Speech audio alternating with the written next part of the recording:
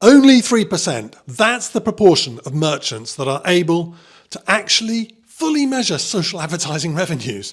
Measuring the effects of any advertising is notoriously hard, and back in the 1930s, Lord Beaverbrook famously said that half the money he spent on advertising was wasted. The problem, of course, was knowing which half. So this isn't a new problem.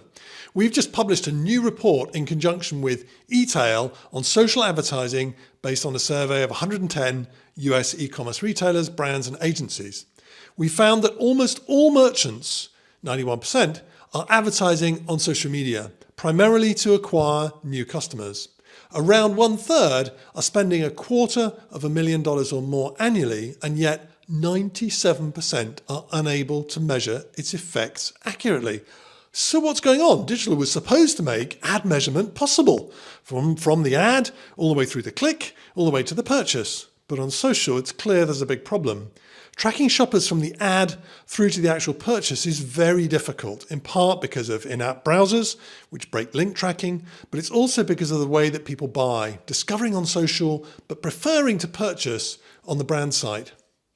Website direct traffic has been increasing in recent years, but in reality, a significant proportion of direct traffic is in fact dark social, traffic where the original inspiration for the purchase came from social, but customers buy via a different channel.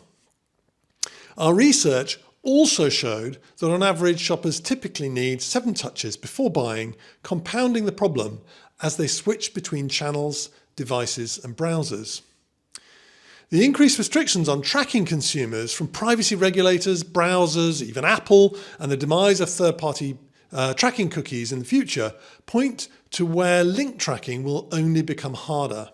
Our research also highlighted another problem: landing experiences. More brands send traffic from social ads to product detail pages than to any other page, and yet we know that this leads to painfully high bounce rates and poor conversion rates.